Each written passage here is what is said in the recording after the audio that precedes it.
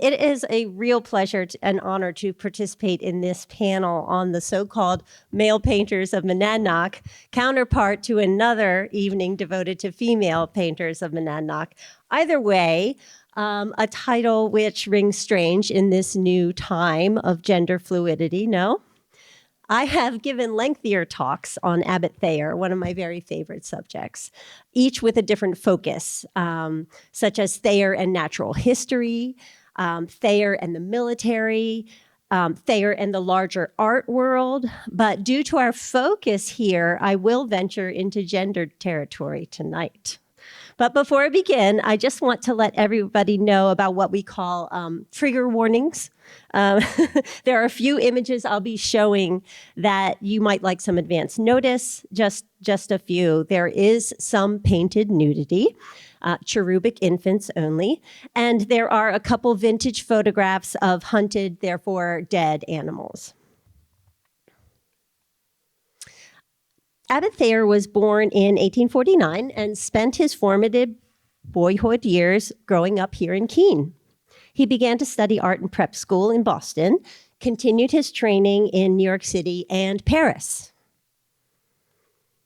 He is most known today for his paintings of idealized women and children, some with wings, actual painted wings as on the left, and some with hidden wings as on the right, what the clouds are forming for the central figure. This work was highly regarded at the national level in his own time, avidly patronized and collected by Charles Lang Freer of the Freer Gallery in Washington, who in turn bequeathed his collection to the Smithsonian. Regionally, Thayer is also known for his landscape paintings of Mount Monadnock, especially by people like us who are familiar with the mountain and the man, if we dabble in local history. He is perhaps least recognized for his theories in animal coloration, which were highly controversial in his lifetime, but later found broad acceptance in the practical world, especially in the military. These various circles of renown present contradictions for our understanding of Thayer's life and work. It is easy for art historians to politely divert their gaze from Thayer's work in natural history, which can come across as carnivalesque. Likewise, the scientific and military circles are mystified and mute regarding his tenderly rendered angels. In 1891, Thayer eventually returned to his roots and moved his family permanently to an unheated cottage on Dublin Lake. A legendary germaphobe, and having lost his first wife and 2 children to disease, Thayer subscribed to the widespread belief that nature and the benefits of fresh air were essential to their health, even survival. As a result, his home was never winterized. In fact, it was left open to the elements in all weather, and wildlife was allowed to wander through freely. Owls, rabbits, woodchucks, weasels roamed the house at will. There were pet prairie dogs named Napoleon and Josephine, as well as some exotics, a red, blue, and yellow macaw, and spider monkeys that regularly escaped from their cages. To avoid communicable disease, his children were not sent to school, and they each slept in 3-sided huts, shown here, even in the fierce New Hampshire winter. His granddaughter recalled that each family member undressed by the fire, donned snowshoes, took a hurricane lamp, and trudged through the drifts to individual sleeping huts, furnished with cots covered with bison hides. It was called climate therapy. And so Thayer's sense of being integrated with the natural world was literal. It promised safety and protection and served as his artistic laboratory. Furthermore, he ascribed to transcendentalism, a philosophy of an immanent spirituality invested in nature. He adored Emerson and hosted him at his home. We can see in Thayer's Monadnock paintings a relationship to the land, very different, which I'm sure we'll hear about, than his near exact contemporary, William Preston Phelps, represented here. who lived only a few miles away near Cheshire. This is a Phelps landscape. Our relationship to this land is as an inhabitant. We feel it is possible to walk from the immediate foreground all the way to the distant summit. He employs an even hand of description throughout. It is genial to our human understanding. It is rationalized. It is akin to illustration. He records rocks and land shapes and vegetative patterns, all touched by human activity from foreground to midground to distance in clear stages. Our eyes gently traverse the landscape, beginning at bottom left and sweeping along slow rising diagonals back and forth across the canvas until we summit Monadnock. Another Phelps landscape. We feel it is possible to walk from the immediate foreground all the way to the back. And Phelps provides a clear visual path amenable to our sense of being on the land. And you will see that in the representative works in this exhibition. But Thayer, on the other hand, almost never shows nature mediated by humans. Most of his landscapes involve a hovering perspective. The viewer is not planted in the snow. It is not a human space. Here, the forest forms a dark, impenetrable curtain. It sinks, bowing under the weight of its own darkness. There is little sense of rational appraisal or accounting of specific physical objects in space. Instead, as this close-up of the sun-tipped shoulder of the ridge shows, we have trees, yes, but also daubs of pure color unconnected to any one object. We can see fingerprints. Let's see if I can get, I really can't show you. Little purple fingerprints and runs of thinner laden stains and thick impasto, which captures the combination of snow, rock, and bright sunlight in one brushstroke. As if he was in a genuine state of unknowing, feeling his way unsystematically through space, light, and matter, showing real struggle and finding integrity only there in a fused state with the act of painting and its ability to record experience. Are we okay, Peter? In 1909, he collected and advanced his theories gleaned from immersion in Monadnock's woods into a lavishly illustrated treatise called Concealing Coloration, with this show-stopping frontispiece, a painting of a male peacock in near total optical immersion with foliage. Thayer had three main interconnected ideas to present. Some may call them theories, and others may see them as discoveries or inventions, but Thayer liked to refer to them as revelations, revealed to him through studying nature and art. They all have to do with making animals virtually and protectively invisible. The first, he called it countershading, something that came to be known as Thayer's law. Many animals have darker backs and lighter ventral areas, like this mouse. And Thayer reasoned that is to counter the effects of sunlight from above and shadow beneath, in effect neutralizing that contrast. So his photograph on the right of a white chicken on a white background was to demonstrate how conspicuous that chicken is due to the fact that it is not countershaded.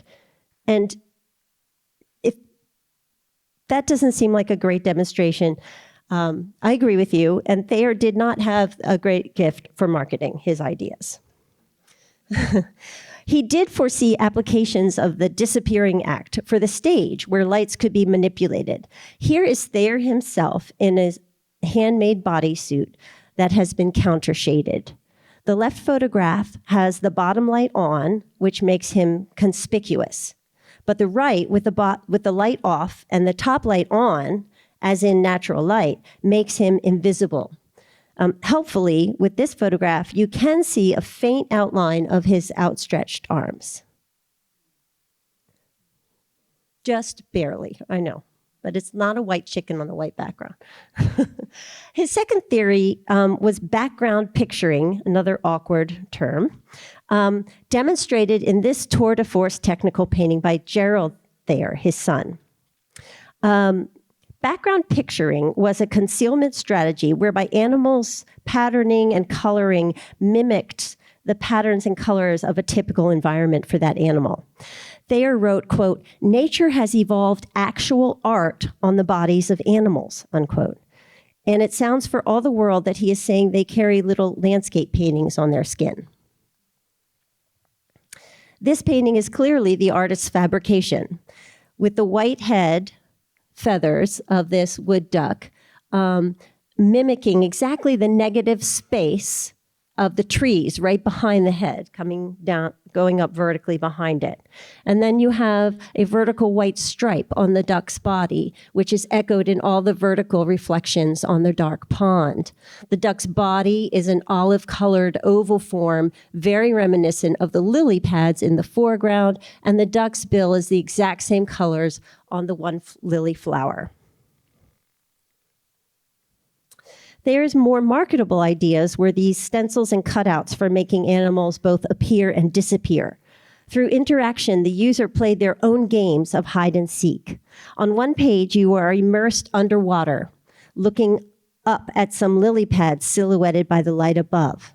And what could be hiding there? Well, if you flip down the page above, which has a cutout of a diving loon, you would see the loon's coloration perfectly placed on its body. And in this Thayer painting of dead leaves hides a fellow. What cutout stencil might be placed upon it to reveal an animal? Any guesses in the crowd here? A great guess. Snake. You're right.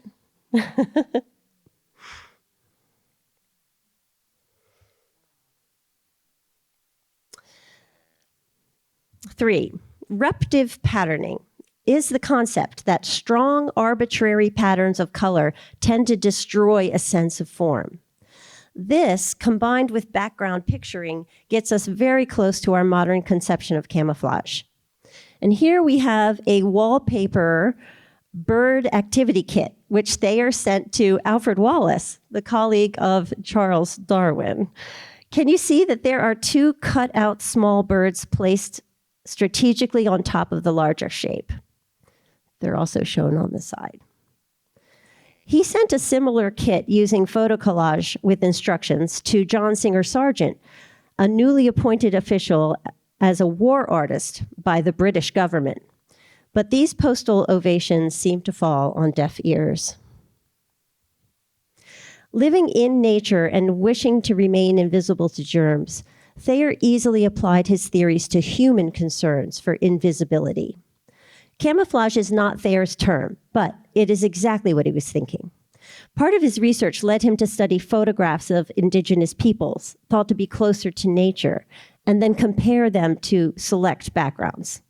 An armchair anthropologist, Thayer used examples from various continents. Here, a Native American in the upper left corner is placed among trees. And on the right page, bottom left, are some boys from Eswatini holding a striped shield juxtaposed with stripy swamp roots. And I have been to Eswatini, and I don't remember it being very swampy.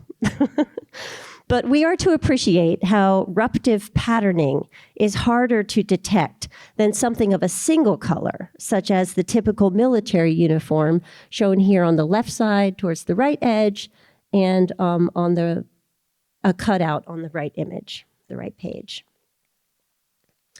Ever the acolyte of nature's shapeshifters, Thayer became one himself by taking torn pieces of fabric and tacking them onto his favorite jacket. In Dublin, he could be seen year-round in this iconic Norfolk jacket, a hand-me-down actually from William James, who lived on Dublin Lake as well. He poses as a British sniper and then assumes sniper position up a tree to show how cryptic it is. British because of his intended audience. The U.S. had not yet joined World War I.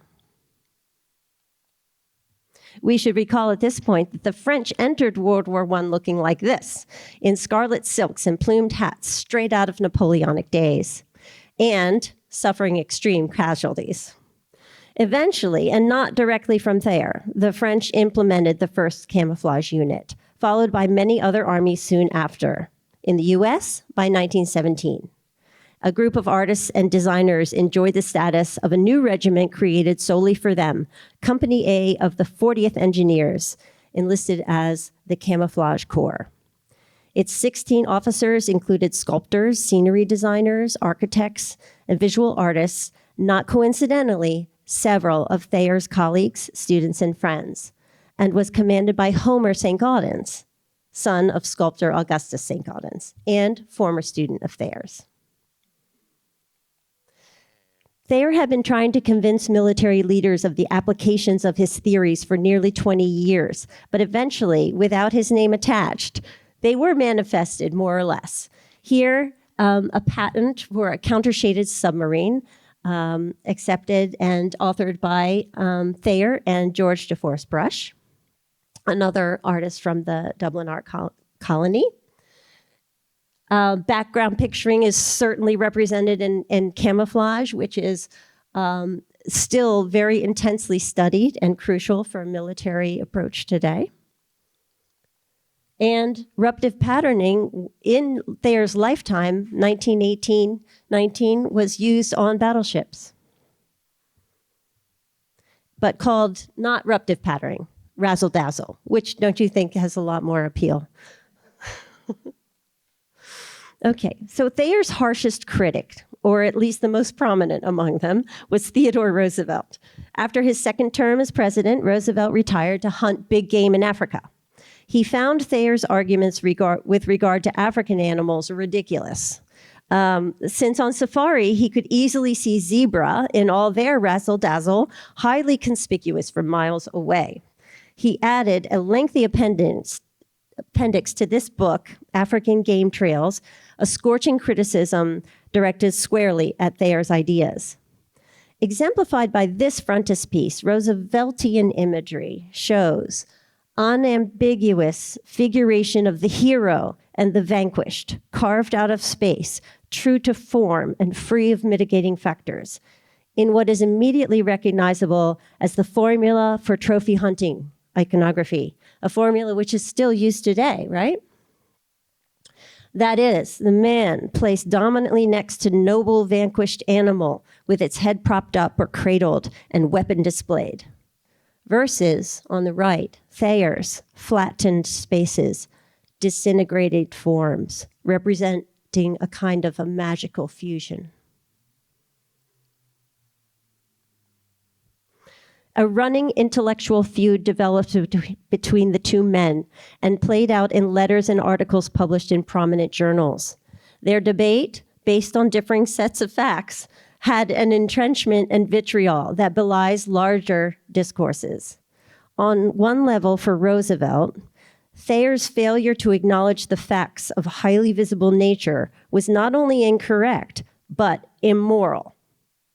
Furthermore, Roosevelt considered concealment a telltale sign of Thayer's immorality. He called Thayer's reasoning as obscure as his animals. Scholars have roundly assessed Roosevelt's role in the early century of constructing not only a personal masculinity, but one to stand for the national character, to quote unquote, play the man in foreign policy, and to quote, gird up our loins as a nation with the stern purpose to play our part manfully in winning the ultimate triumph, unquote. Masculinity was then, as it is now, a broad concept that has many faces. The debate then centered around how a man should ideally perform this masculinity and in what contexts. Roosevelt argued that camouflage was a defensive strategy based on cowardice, a desire to hide rather than to fight. What could be more conspicuously unmanly, after all, than failing to show up? Roosevelt was a collector of the artist Carl Rungius, whose paintings of noble moose, bear, and other charismatic species pose as heroic specimens of virile masculinity. They are in command of their compositions and the space they inhabit. They are usually shown with their heads above the horizon line of already high country, with their racks, symbols of sexual competition, figured prominently. Versus, on the right, a Thayer creation of unspecified viewpoint or gender, both disintegrating into and ethereally emerging from a landscape drained of color and solidity, an object whose wonder and beauty is in its seamless integration with its environment.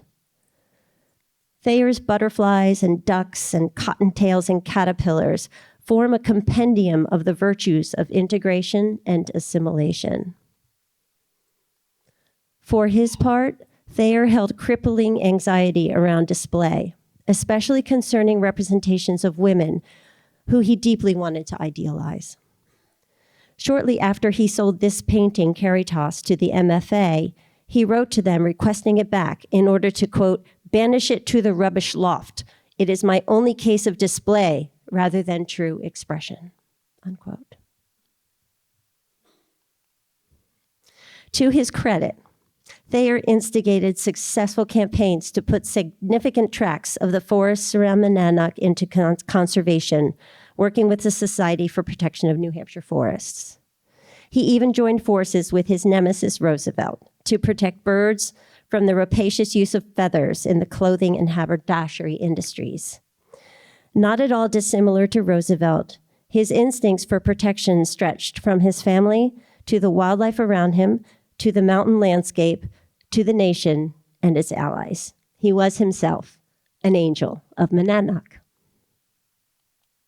Thank you. All right, Alan, can you see us? I can see you. Can you hear me? We can hear you okay. Great.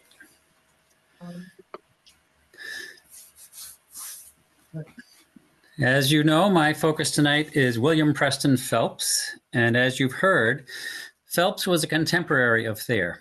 He was born 1 year before Thayer and died just 2 years after Thayer's passing. The professional careers of both really focused heavily on the mountain, but their art is quite different.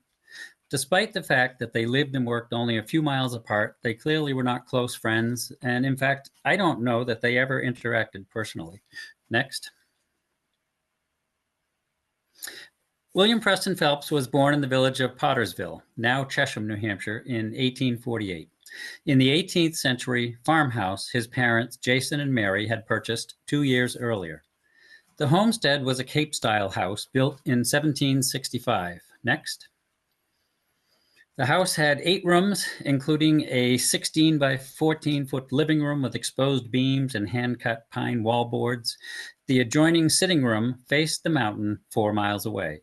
Phelps grew up there on the farm, attended the local District Number 10 schoolhouse, and briefly attended a private high school near there in 1865. Next. Phelps became interested in drawing as a boy. His grandnephew wrote the following about Phelps as a youngster. Quote, from my grandfather's stories and those of my cousins, all agreed that Uncle Preston, as our family called him, was something of an art prodigy as a boy. Grandpa Phelps told us that his brother could draw anything he saw with a pencil. When I was 12 years old, Grandpa told me this story about his brother. He drew a picture of the family house and the fence out front and proudly showed it to his uncle, who was a carpenter. Not wanting to hurt the boy's feelings, he took his time, but finally came out with it. Next. Willie, that is a nice looking drawing you've done, but you've drawn that further post shorter than this first one. That's the way I saw it, Uncle, the boy stoutly asserted.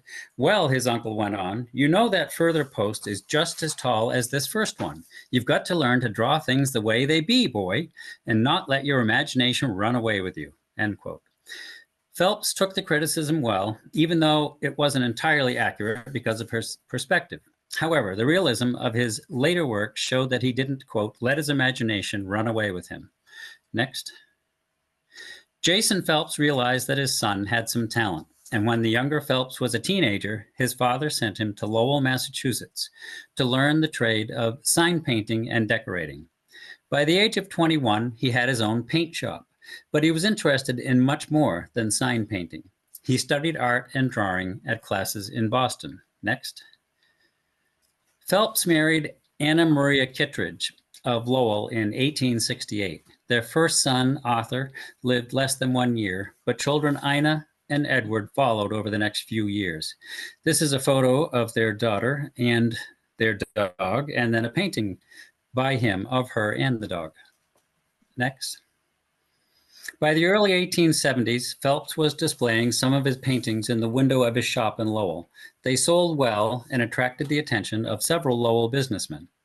They wanted to introduce more culture into the growing industrial city of Lowell, so they decided to send Phelps to Europe and agreed to finance his first year there so he could study art under the masters of the day. This is a portrait of him that was done when he was in Europe.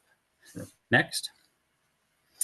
In 1875, he studied in Munich under the leading artists and teachers of the day before returning to Lowell in 1876. After selling several paintings, Phelps and his family returned to Europe, where he continued his studies in Munich and in Paris. Their last child, Alice, was born in Munich in 1879. Next. The family returned to Lowell in 1881. Phelps opened a studio there in 1883 and became a full-time professional artist.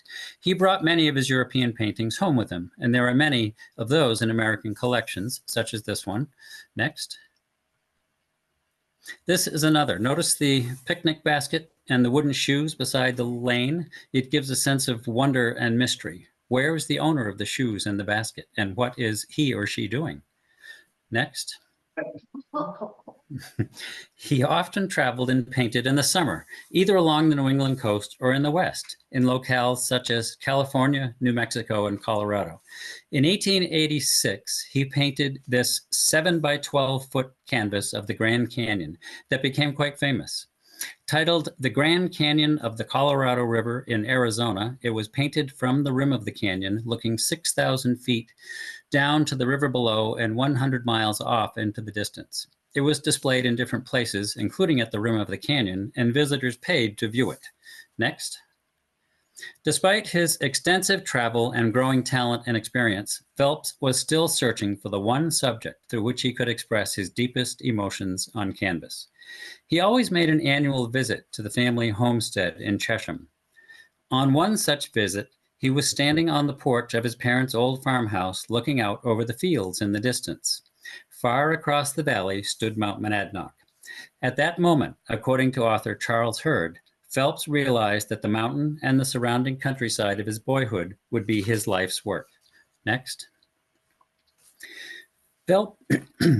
Phelps's father died in 1889, and he acquired the family homestead and moved back to Cheshire.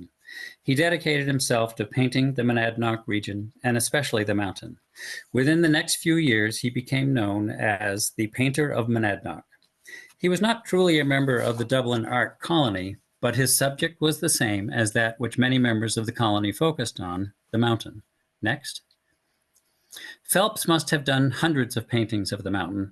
Not only did he paint it in every season and from all angles, but it seems that he was intrigued with light. He seldom painted full sunlight, but did the mountain and the region with gray skies, black skies, in shadow, and even by moonlight.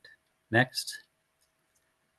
Phelps was also a wonderful painter of snow, helping the viewer to feel that they were in the snow on a cold winter's day. In this painting, one can see the winter sky and the color of the sky reflected in the snow. The ladies are bundled up, and you can almost feel the cold of the snow in the snowbank.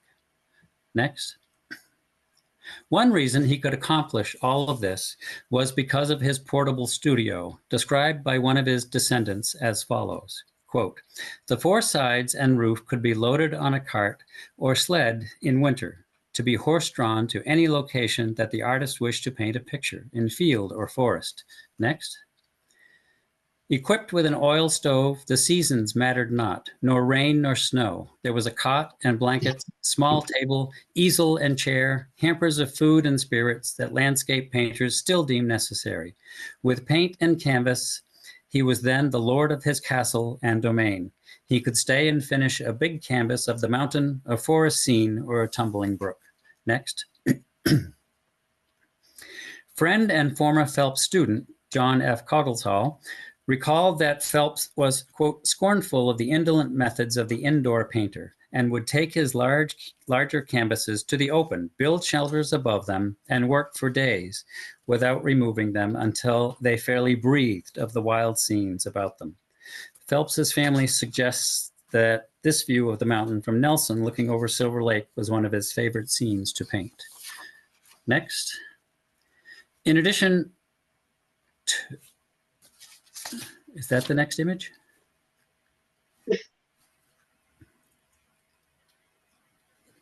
We're going backwards, I think.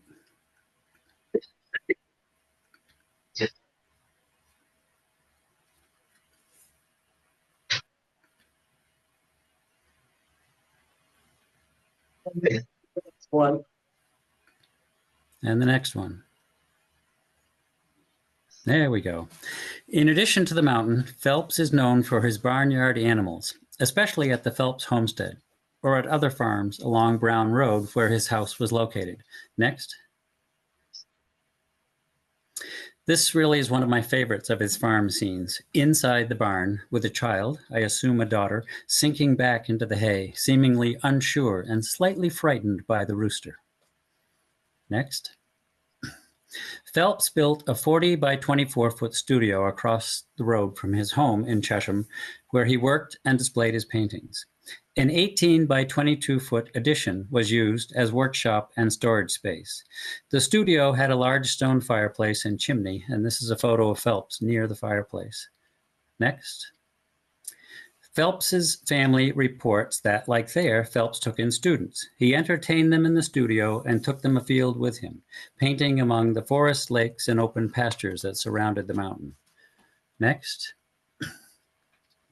For 26 years, he painted the region. His wife, Anna, died in 1901. During his later years, according to relatives, Phelps frequented the Dublin Hotel Bar. He suffered a stroke in 1917 that ended his painting career. His mental and physical health deteriorated, and he became difficult for his daughter, Ina, to handle. She was preparing to have him committed at Concord for treatment when a neighbor came to check on him, and in a state of confusion, Phelps threatened the neighbor with a gun. The sheriff came and took him away to Concord before Ina had a chance to make the arrangements. Next.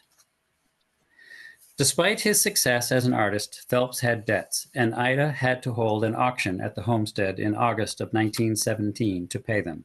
Almost 400 people attended. The studio, house, and furnishings sold for $2,700.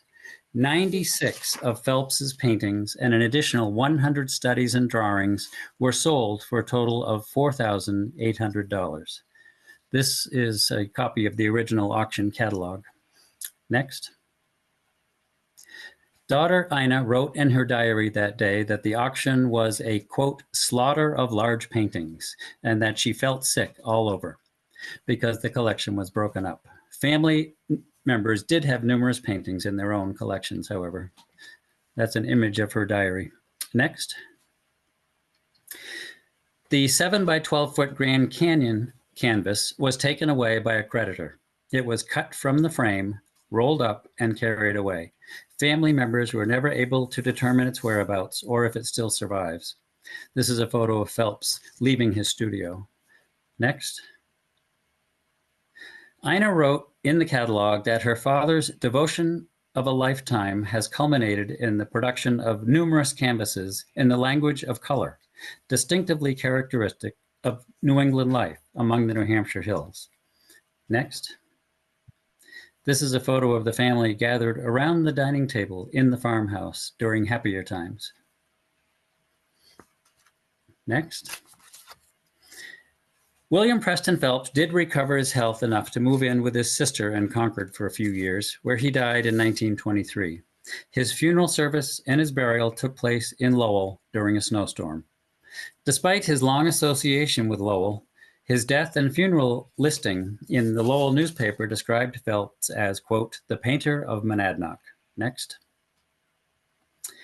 So the collection was sold and broken up. The studio burned down a few decades later, and the home on Brown Road was extensively remodeled. However, because of his extensive body of work, much of which still survives, Phelps retains the title, the painter of Monadnock. I think his sunset and early evening paintings are among his most masterful.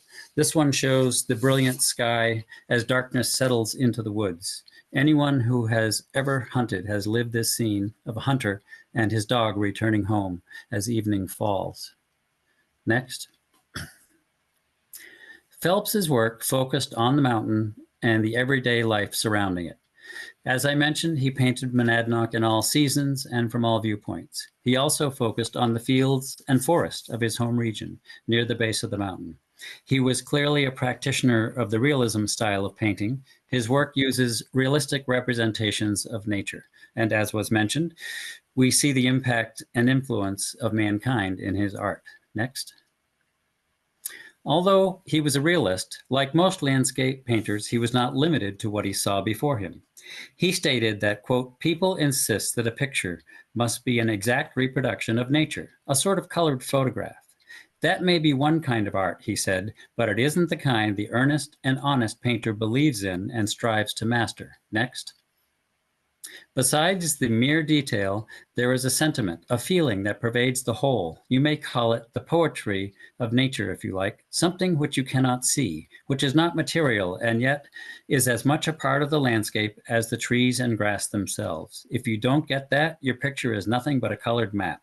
But the man who can reproduce that feeling on canvas, who can make the one who sees the picture feel as he felt, that man is an artist, and his work is a work of art, end quote.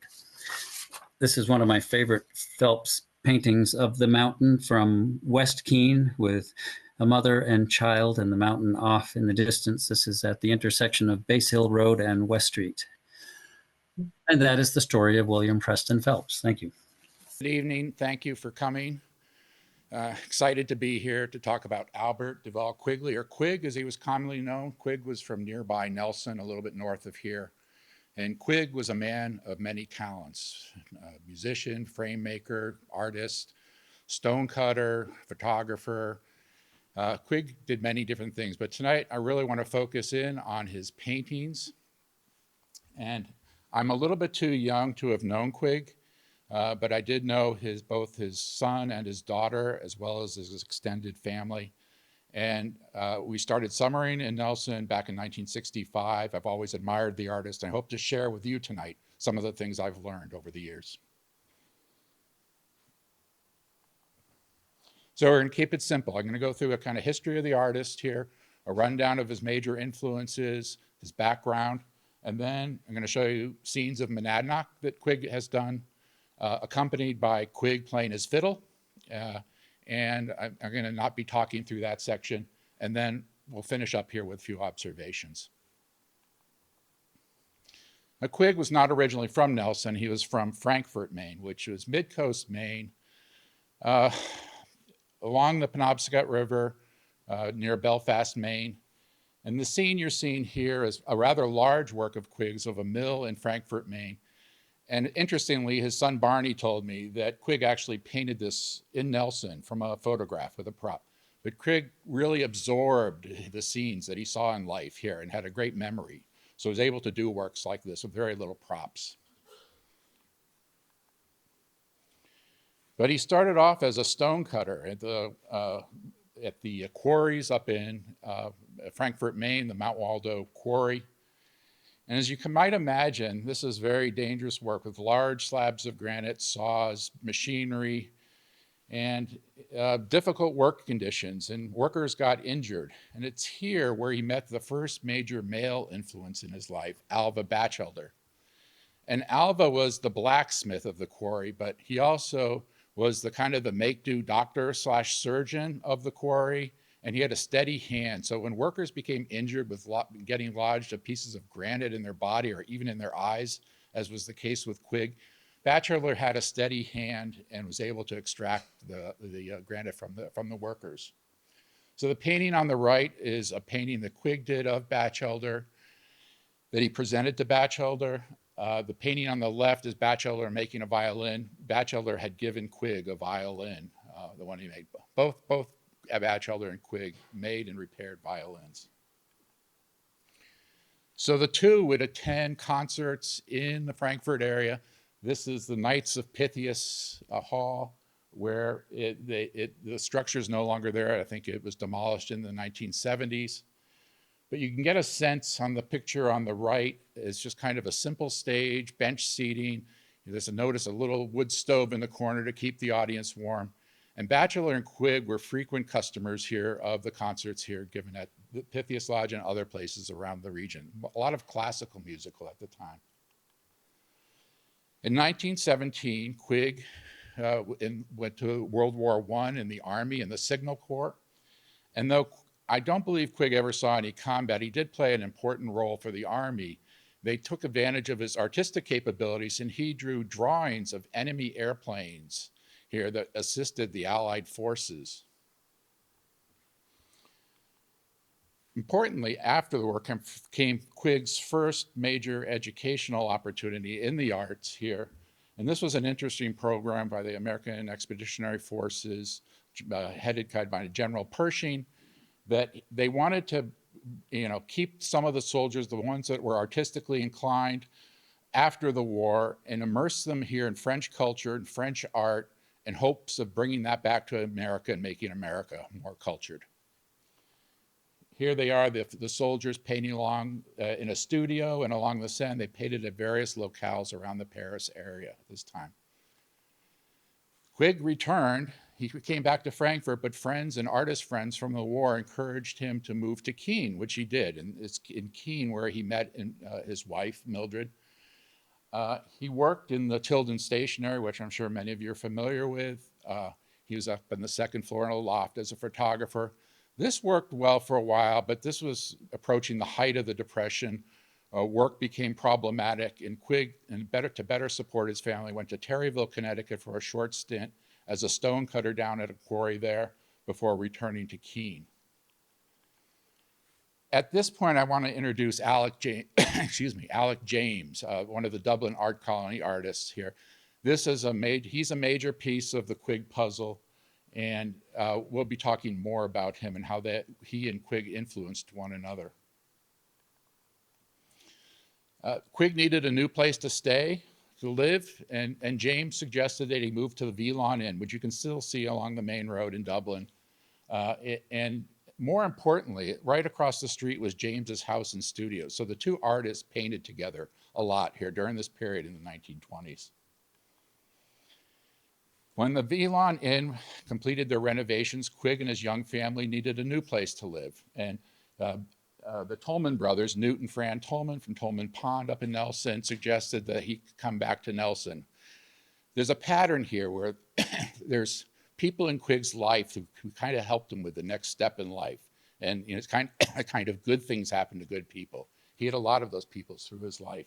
And the Tolman brothers got him resettled here in Nelson, in the little red house along the common, directly across from the Congregational Church. The house is no longer there. It was replaced here by the new library. But Quigg rented the house initially and then purchased it many years later for, I think, $700 or $800. And here he remained for the rest of his life here in Nelson. But he had a short stint for his second educational opportunity as a Bartol Scholar at the Museum of Fine Arts in Boston. And here he got exposure here to some really great artists, Alexander Joklov, Turbanks, John Sharman. And you can see Quigg's name. You're not able to read it well, but on the bottom left, there's Quigg on the roster. And right below him is Gory Ivanov-Rinov, one of the other founders of the Dublin Art Colony, a major figure. So Quigg got great exposure to great artists and some great training here through this period. I got to talk a little bit more about Alec James. And these are two self-portraits James did. James came from an entirely different economic background from Quigg. He was born in Cambridge. He was the son of the philosopher psychologist William James, the nephew of Henry James, the author, and had no issues, economic issues, supporting his art here through this period. He painted wealthy Dublin summer people and really had it made kind of as an artist, whereas Quigg struggled. He had to find the next few dollars to keep his family fed throughout his life. But they became great friends. Oops, sorry. And James, but James, the people that in James's sphere were not the people that James liked to hang out with. He liked the locals. He was up at Gleason's store having coffee every day. And here's one of the two pieces I'd like to read from Richard Merriman Jr., who in the history of the Dublin Lake Club runs a wonderful writing here about this scene. And he said, this is about James. Every morning he drank coffee with the clerks in the back room of Gleason's store. One June day in 1931, as the summer season was about to begin, social lioness May Whittemore came to the store, cried out her delight at finding Alec, and planted a kiss. Suddenly, Dublin was too social, too everything. At home, he announced, "The wolves are howling at my gates. I'm getting out of here." As he put it, he went out to the desert. Well, if you remember the old Howard Beale from the old movie Network, Peter Finch is, I'm mad as hell as I'm getting out of here. This was James's moment. Well, it turns out the desert wasn't too far. It was in nearby Richmond, just south of here, not too exotic. But this became an important element of event here of James's life. And Quigg painted James's camp/cabin, very no running water, just the pure basics here. That James spent a year here painting people as he saw that they really are. Here's an example: the embattled farmer. The picture of the farmer on the right, the painting James did on the left. And they're not really paintings that you'd want to hang on your wall, but they hang in most of the major museums, or many like the Metropolitan Museum of Art. This is considered some of James's most important paintings. And this really made James felt true to himself as an artist. So as we go back here to Quigg and James, you see the similarities in their paintings. The two top paintings are by Albert Quigley. The two bottom paintings are by Alexander James. This is Quigg's son Terry on the upper left as a young boy and as a teenager here on the right. And this is Alexander James on the lower left, son Danny, his middle son. And on the right is his son Sandy, Alexander, his oldest son. So you notice the atmosphere here on the two paintings on the right. They're kind of moody, dark. Both fathers were very concerned about their sons going off to World War II, and they were very concerned, and they brought the emotion into their paintings.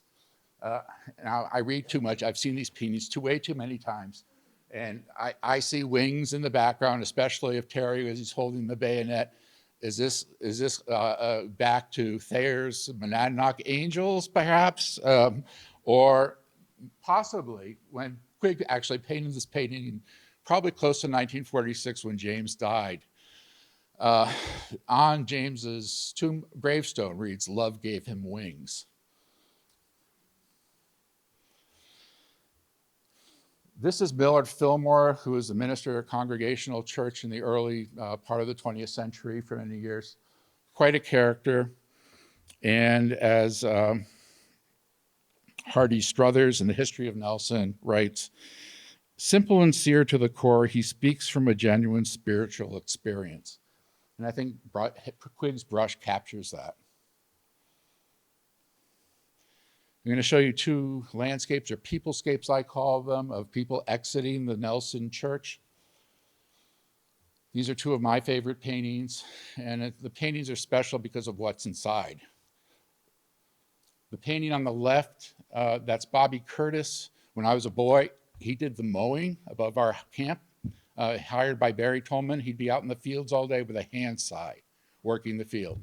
And he was so proud of this painting because he would tell the Tolmans that the little boy in red there, that was Bobby holding his mother's hand.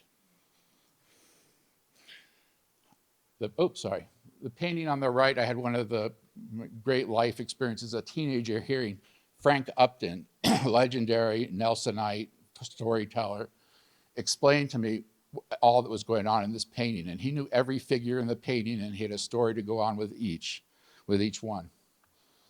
But the woman in the lower left there with the cane, that's Aunt Cora Tolman, who lived in the Rand House next to the church and facing the church to the left.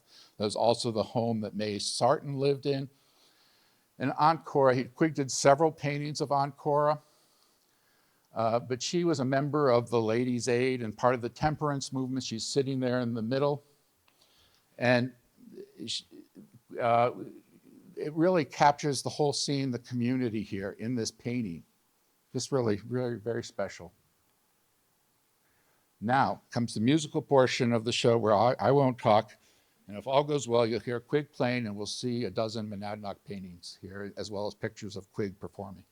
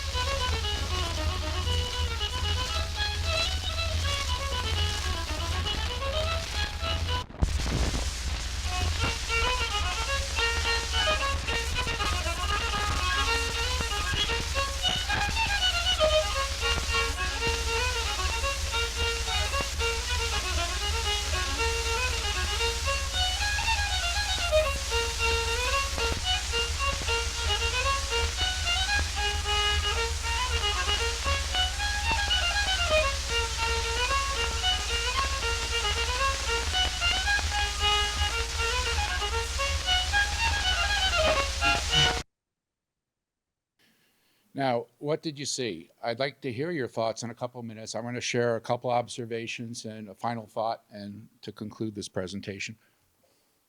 I've cropped out just the peaks of Monadnock that you just saw. And one thing that comes to my mind is the blue, gray, brown colors, the really are Quigg's specialty here in his palette.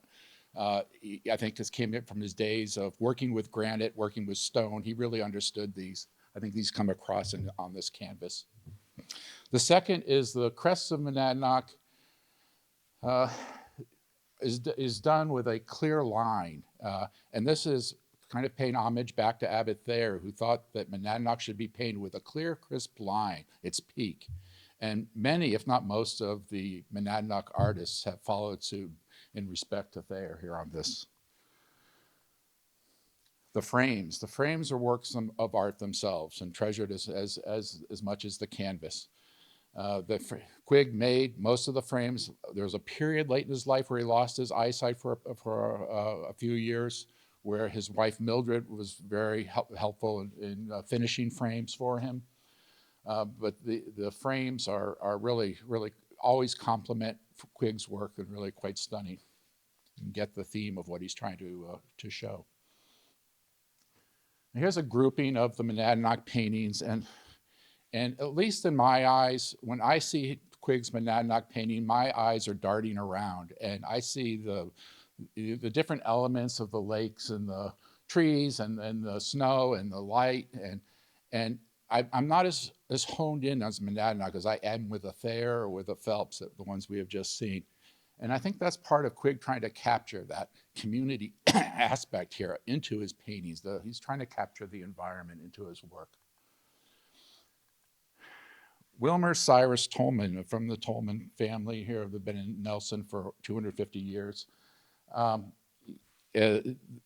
B. Tolman, one of his descendants, described Wilmer: at the time, a man like Wilmer Tolman might log timber in the winter, make maple sugar in the early spring, plant in the late spring, work as a carpenter during the summer, and harvest in the fall. I never knew Wilmer, but I knew his son Roger, who was of the same mold, and as a boy walking down the dirt road towards Newbanooset, excuse me, Roger would always be fixing a tractor engine, fixing something in the barn, totally self-sufficient, always keeping busy. And I think when Quigg paints Wilmer here in the rich, earthy brown tones, this comes across. You kind of know the person here based on Quigg's painting. Similar, when the child bog painting here that's in the exhibit, it strikes me the same way as a portrait. Yeah, I see the peak of Monadnock, but I see the blues and grays and browns of the foothills. I see the way the light works against the birches in the woods. I know all these things from seeing this scene in the winter myself. People treasure Quigg's work, those who hold them, because they can relate to them. And it's from this, the frame always, as I said, complements the work. So this is pretty taken, I think, very near the intersection of where Nelson Road hits Breed Road here at the corner of Child's Bog. It's a scene that I've been literally over 1,000 times to, and I always wait in eager anticipation as I turn the bend, and if the clouds aren't too low, to see Monadnock in all its majestic glory here. Thank you very much. Any questions? Lance asked of us what we thought. So do we have some response to what did we see?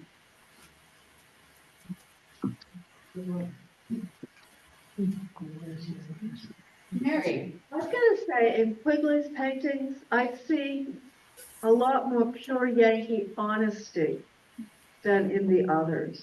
They are there, they are exactly what you see. So many of the scenes were very similar to the Thayers, but the feeling was completely different. The raw feeling. Yeah. And I love them. But, you know, I just feel as if they've got a real Yankee honesty to them. Versus the very educated, you know. Thank you. Hi, board member, by the way. I don't think I ever introduced myself. Thank you, Mary. Is there any other questions for people in the room? And for those who are right now attending online on Zoom, you can submit a question on the Q&A. And I just have a question for, and all three people can answer this, is why did you choose these artists for the subject of your talks? We can start with Alan online. I have been interested in Mr. Phelps for quite a few years. I knew a person who had a large collection of his paintings, and with all of his work out there, I thought there'd be much more known about William Preston Phelps, but there really hasn't been a good study of him and a catalog of his work. So I have for years been collecting information about him, and hopefully that will change. I think he needs to be better known in the region. His paintings are well known, but I think his story needs to be better known as well. Oh, gosh. I think I have to say that because I live in Dublin, and I'm an artist and, oh, sorry. Thank you, Peter. Because I live in Dublin, even turn it on for me. And I'm trying to do everything. Being an artist, I'm also an amateur natural historian, very connected to nature myself. And as soon as I started looking, and also an art historian, so as soon as I started looking into him, I moved to Dublin almost 25 years ago. So I was taken immediately. I had so much in common, and his story just got more and more crazy, you know, fascinating. But I first learned about him hearing Richard Merritt, who has been mentioned, speak at the Dublin Historical Society when they first moved here. That's when I knew I had to look further into this story. But I walk these woods, and there's not a time that I don't spend in those woods that I don't think about Abbott Thayer. Thank you. This is an easy question for me. Summer here since 1965 in Nelson. Quig was legendary in Nelson. Everyone knew of Quig and only had, good things to say. Growing up, I mean, I would always see Quig paintings here and hear about Quig paintings, and it was just part of growing up, being a part of the landscape, it was very relatable, as I said. You can identify with the scenes, and you know the scenes, and you know what he's trying to capture. Questions from the audience? Yeah, do we have any questions for the people in the audience right now? I think I'm going to check the Zoom just to see if anyone online has submitted any questions.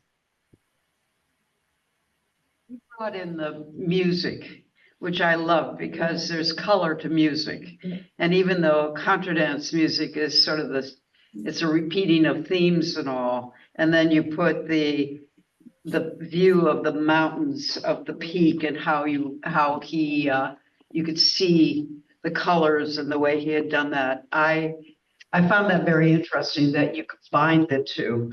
As a musician, color is equally as important. Yeah. It just comes across differently.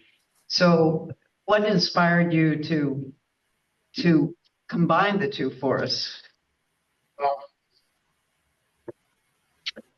Yeah, and certainly we could do a whole weekly series on Quig's music. That was Ralph Page. I don't know if you saw in the background, kind of a legendary dance caller. There's great stories about Quig, how he and Quig and Fran Tolman, they bought a shack to play their music away from their families. Page is in the background on the road doing square dance calling and they go out and say, what's that guy doing up on the road? And it's Ralph Page, and that kind of, from that Quig toured with many of the contrabands here in Keene. Quig had multiple jobs. He worked in the Harrisville mills. It was, one paycheck to each pay. He was not a good financial planner. He sold paintings. He had a good day. The next week might not be so good. But he traded, and as many of you know, he has murals here that he had done in Keene and Spofford Lake. He traded for those murals. He didn't have the money here to pay for services for his children's births in the Keene Hospital. Many doctors' bills. The doctor that kind of restored his eyesight late in the life came from a trade of paintings. Very creative here, how he got through life just on his talents. And the music, I think, is just, he was constantly playing the music here in the background here and doing gigs. And, that's, you've been to Nelson, you've been to the Saturday night conferences, that's part of Nelson. And Quig was he lived right 2 doors away from where all the dancing was taking place. The studio was up above the floor as well. He was there. So the music, art, it was all the same scene. I think they all go together, and that was all part of the man. How was the music recorded? What year? This goes back to the exhibit when I did the Quig exhibit, and I believe, and we've got some family members that are going to help me there. It was a record, or it was we had something in the Nelson Town Library from a tape that was available, but it's not easy to find. Yeah, there are some. Terry had I just was saying, someone came to Nelson and recorded him. He was recorded in the 1940s. His music was recorded. Yeah. And it's part of the National Archives. That's where we got the music. I have a question. Oh, no, go ahead. You go first, Wendy. I was just interested, you mentioned that we went for further training at the Museum of Fine Arts, School of the Museum of Fine Arts. And how did he afford that? Did he take his family with him and live in Boston? You repeat the question? I was interested about Quig extending his artistic training at the School of the Museum of Fine Arts in Boston and wondered how he managed that financially and whether he brought his family with him. Audience members, please feel to correct me if I'm wrong on this one. But this was, he was a scholar, first of all. He didn't pay for the education. I've seen scholarship as a Bartol scholar, and I think he had, I heard he had a very affordable living situation here in Boston at that time to be able to make ends meet. And I think the family remained up in Nelson during this period, as they did with when he went to Terryville, Connecticut to work as a stonecutter for 6 or 8 months. May I ask one other thing about the training? I was very interested about the U.S. Army. As I understood from you, the U.S. Army kept its soldiers still in France. Yeah, after the war. Yeah. When they wanted to go home, said, "Okay, you get to go to the Isadora Duncan Center." Yeah. That was absolutely. Who had the idea or the foresight in the Army to want to keep soldiers? I mean, I found that very interesting. Yeah.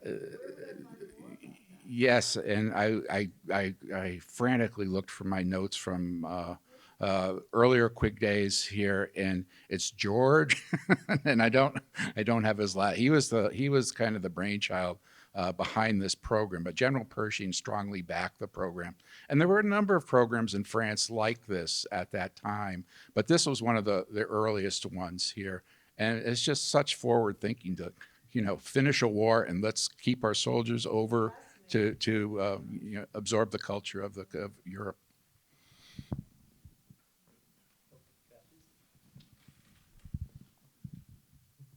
So I have a question for each one of you, so you can answer them in turn. I'll start with April, and it's all going to be the same question. If you were to ask a question yourself of the artist that you have presented to us tonight, what would that question be? What is something you really would like to know straight from the horse's mouth? I love your question.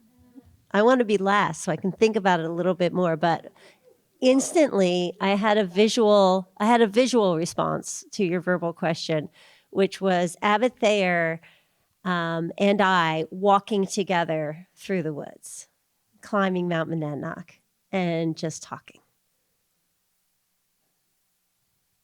That's what I want. I want to go on a walk in the woods with Abbott Thayer. Oh no, it's Alan's turn. Oh, Alan's next. Okay. Alan, did you hear the question? Yes. And I forgot my answer. So Lance can go first. Okay, I'll go. And the thing that kind of amazes me most about Quig is just this kind of live for the moment here throughout his life here, and without any planning. A young family, 3 children to support, and he made it all work. But for I think the rest of us would be so stressed out of making it work the way he did, and I would ask him, like, what were you really feeling like here through this whole period of your life here, supporting your family by, getting a job, getting some money in, selling a painting, working a music gig, getting some money in, and then, then it was back to zero again. And that must, to me, I know that would be extremely stressful. And so how he actually did that or dealt with that mentally, that would be my question. Let's see if Alan has. Oh, I'm sorry. Alan, do you have an answer yet? Yes, it came back to me. I would like to ask him about the quote from the author who interviewed him in the 1890s to see if truly in one moment it came to him as he was sitting on the porch that this would be his life's work. And if so, how and why was that his inspiration? That's excellent. There's a question. Interested in Abbott here for a while. One of the intriguing things is, on the one hand, you used the word he has a relationship to transcendental, the universe, and yet he seemed very interested in finding ways to win wars. I don't know, to me, I have a hard time in my mind anyway, reconcile, and I guess he was a very complex man, but I wonder if you have any thoughts on those kinds of literary aspects of his, to me, contradictory. I agree. I agree with you. He's a man of many apparent contradictions, but he was a very eccentric thinker and a very what's the word? Kind of he had incendiary tendencies, like digging in his heels and just like really overreacting to some reasonable doubt concerning some of his ideas, and he would double down, and write these extended tirades in response and get himself into some trouble that way.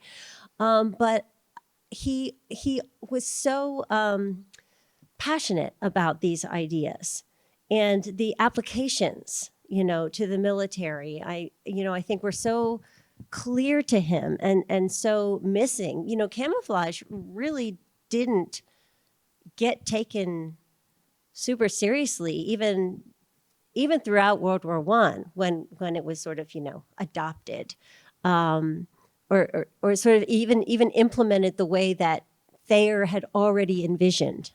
So he was very frustrated and would push hard, right, on these ideas. And as I was and I'm trying to put it together myself in my talk, and that theme of invisibility and protection is somehow something that goes throughout his life, right?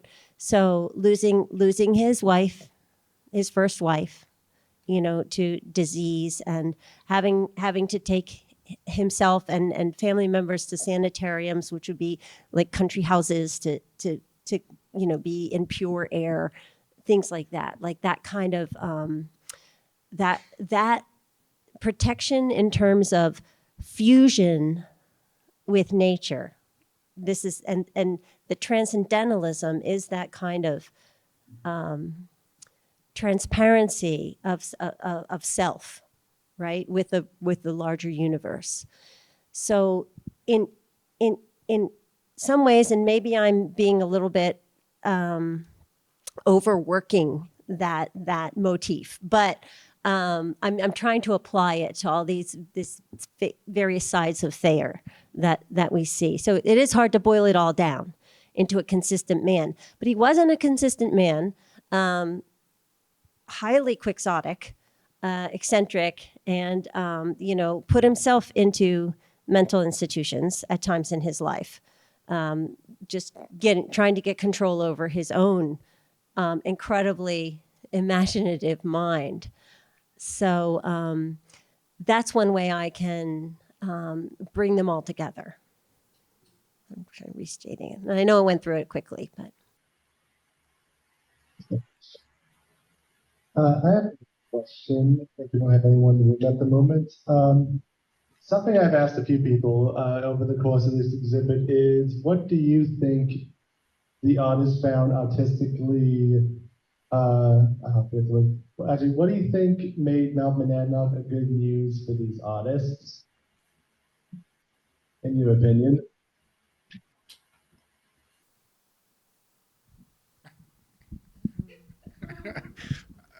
I don't want to be too blunt here, but you either get it or you don't. I mean, Emerson, Thoreau, Whittier, the list goes on of people who've just been mesmerized by Monadnock. And what is it about Monadnock here that capture you? And, the Ascutney for the is not this kind of the same thing as for the colony up in Plainfield as Monadnock, but it was striking here. But there's something and it's hard to describe in words about Monadnock here that I think captures the imagination of all these people. Willa Cather, Mark Twain, little names along the road. But I think the artists just kind of followed suit here and saw this in the mountain here and the region and the people.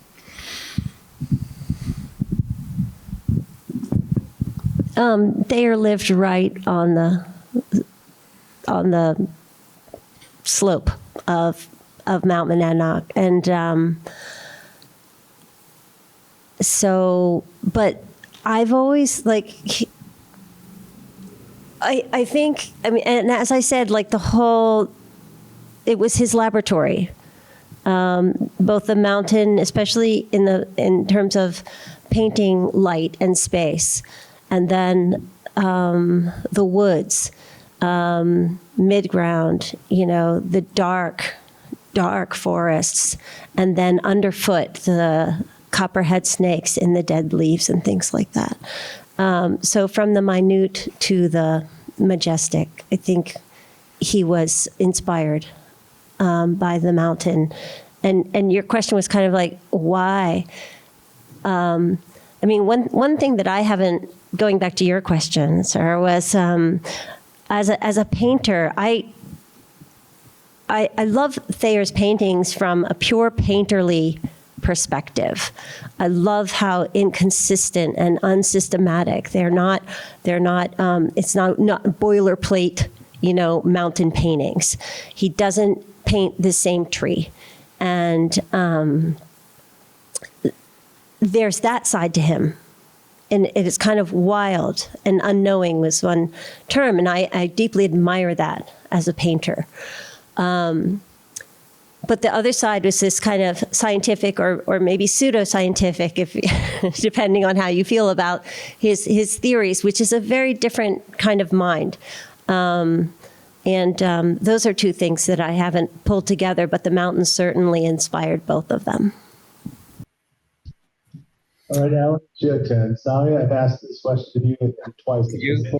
You have already asked me this question, yes. I think a main part of it is the fact that Monadnock, because of its place in the region, it stands alone. It can be seen from all areas of the Monadnock region and beyond. So because of that prominence, and because so many people have been able to see it, it has been an inspiration to many for hundreds and actually thousands of years. So I think it's just the fact that it is there and alone and offers such a wonderful view for the artists and has inspired them, some of them spiritually, over the years.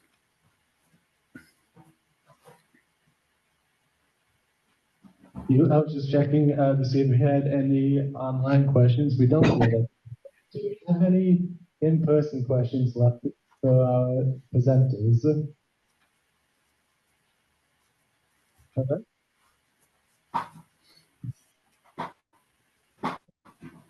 All right. I just want to thank everyone for coming tonight, and I want to thank our three presenters for coming and talking to us about the artists that painted Mount Monadnock.